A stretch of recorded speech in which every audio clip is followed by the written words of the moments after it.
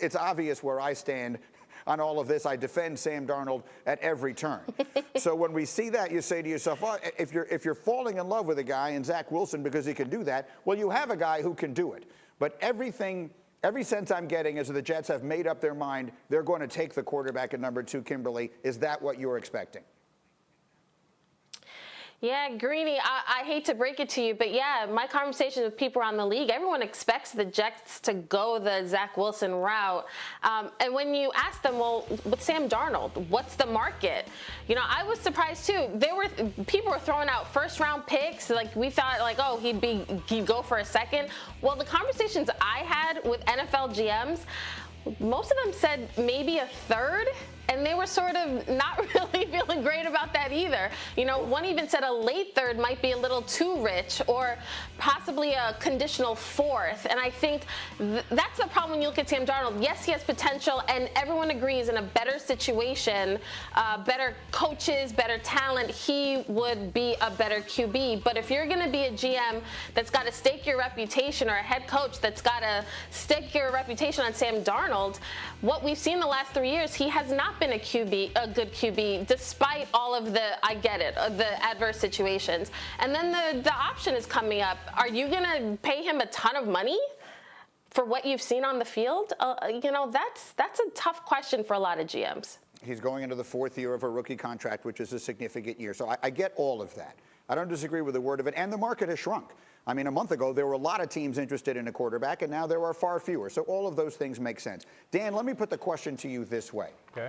The New York Jets can choose at number 2 between taking Zach Wilson, and that's the end of the sentence, or they can keep Sam Darnold and they can trade that pick. And we just saw what the 3rd pick in this draft went for. So let's just call it roughly something like 3 1s and a 3 plus Sam Darnold. They appear to be choosing the other way. They're choosing Zach Wilson. In your opinion, Dan, for the organization, is that the right decision? I disagree. I think it's the wrong decision. I would keep Sam Darnold and try to get those 4 first-round picks and rebuild my football team. I have been adamant. It is very difficult to go take a young quarterback in the top 5 and expect him to flip your organization. We just don't see it work out a lot. Now, that being said, Greeny, 1, the Jets are going to take Zach Wilson at 2. I'm convinced of that. Post-Friday, I'm convinced of that. 2, Zach Wilson is entering a much healthier situation roster-wise than Sam Darnold did. 3, and this is one of the most important parts of this, he better be as good off the field as he is talent-wise on the field. Because I look at Lamar Jackson, and yes, his talent has helped the Baltimore Ravens surge forward, but he's got a competitive spirit that Zach Wilson is going to need to have. And Josh Allen in Buffalo, yes, his talent has propelled them forward, but he's beloved by his teammates. Zach Wilson is going to need that.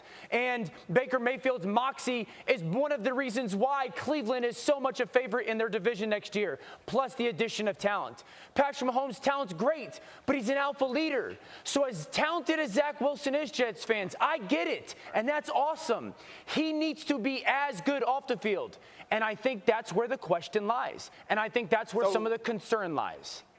You nailed it with the context matters. We look at all the successful drafted quarterbacks. They enter good situations. And we all look back on it and are like, hey, Lamar Jackson is really awesome. He entered a good situation. Yes. Hey, Patrick Mahomes is really awesome. He entered a good situation. The same is even true for Deshaun Watson, at least offensively. Like, we look at all these guys, they entered a good situation. The situation has gotten a lot better in New York recently with what Joe Douglas has done this offseason. So maybe Zach Wilson will be successful. But the reason why you go with Zach Wilson and you don't go with Sam Darnold is financial. It's about winning soon, winning quickly, and it's about saying that maybe Zach Wilson, even if Zach Wilson is a little bit worse than Sam Darnold, if we can get somebody who's a little worse than Sam Darnold at a much lower price for 5 years of price certainty, then you can build a team around that. The other flip side is, okay, we stick with Sam Darnold. We have to pay him the market rate for a starting quarterback, and then we must hit on all those draft picks that we selected. We must hit because we have to pay them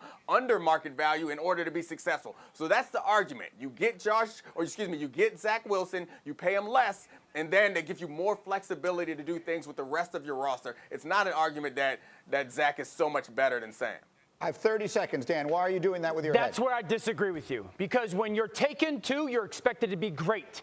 When you're taken to by an organization that has a young quarterback at the position that was just drafted a couple years ago, number 3, and you're passing on likely 3 to 4 first-round picks before that spot, you're expected to be absolutely fantastic. I'm with you. That's the expectation. But you and I both are not that dumb. We know that's not how it works. We just talked about how context matters. You're not going to find Michael Jordan in this draft. You're not going to drop somebody on your team and all of a sudden become a contender in the NFL. I'm expecting him to be side great. to this. He can't overcome.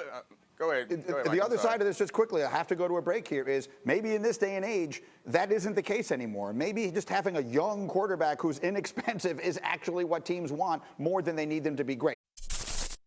Thank you for watching ESPN on YouTube. For live streaming sports and premium content, subscribe to ESPN+.